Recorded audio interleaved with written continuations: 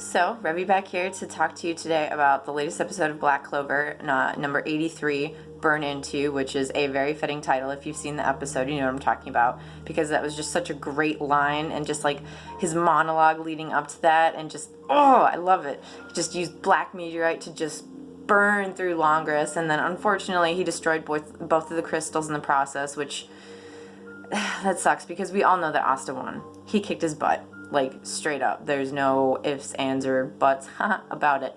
But, yeah, so it's unfortunate that both the crystals got destroyed in the meantime. And, but oh my god, how cool is Asta? I mean, seriously, every time he goes into the Black Asta or Demon Asta form, whatever you want to call it, it just seems like he gets cooler and more powerful. And I can't wait to see how that, like, comes into fruition and how much better it gets along the way. Because obviously every time he's used it, it's just, he brings it up another notch. And I mean, yeah, you think about it, it's like anti-magic, well, duh, of course it's going to be good against all kinds of magic. But they find different ways to show you that and to, like, showcase how powerful he is and how much more powerful he's going to become.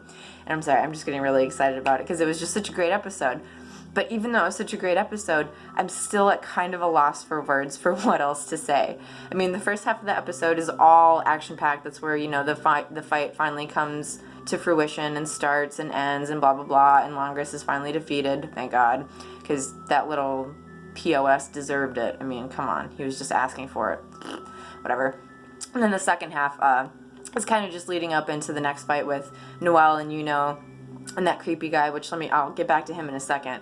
And then, versus whoever. I can't even remember who they're fighting right now. That's not the point. So it's just kind of a lead up into the next episode, which is fine. So that's going to be really cool to see how that kind of turns out. And again, it's unfortunate that, Asta's team lost because it's a draw, even though we all know. But anyways, so, let me just backtrack here a little bit. How does nobody realize that this Xerx guy is not actually Xerx and that it's a guy named Zora? Even when he's first introduced, the Wizard King is like, oh yeah, that's Xerx. He's a magic knight, blah, blah, blah, from this division or whatever. And, like, nobody said anything about that. But that's not him. That's not who he is. His name is Zora, not Xerx. I mean, so what's up with that?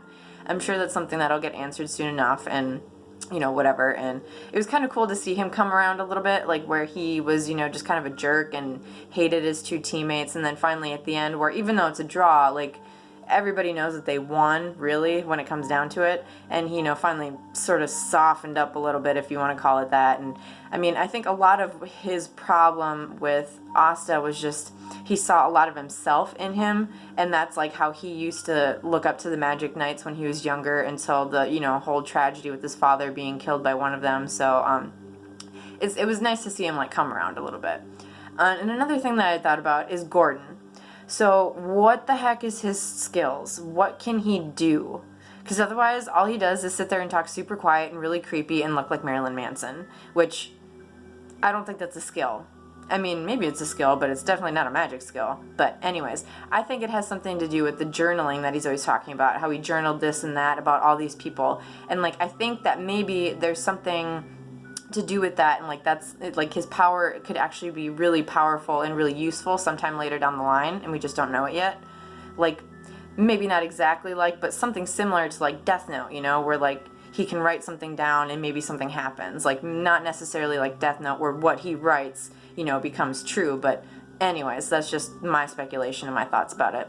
So it'd be cool in this next episode to see who is actually behind the Eye of the Midnight Sun, which brings me back to the creepy guy in Noelle and Yuno's party. I don't remember his name. That's not the point. That's whatever. I don't care. But if it's not Longris, like they didn't say it was, and he's been defeated, then is it this guy? Because this guy's got a really weird vibe to him, and, like, there's just something really mysterious about him. Maybe that's just his character, but that's just a guess I'm throwing out. Otherwise, like I said, I'm kind of at a loss for words with how cool this episode was, so I'll just kind of end it here. Like, I think that's probably touching on it enough. So go ahead and follow me on Twitter, @RevyCatX. Hit the subscribe button, hit that like button, drop a comment if if you're into the show and you really like it, or if you don't, what you thought about the episode, or not, because I won't burn it into you if you don't.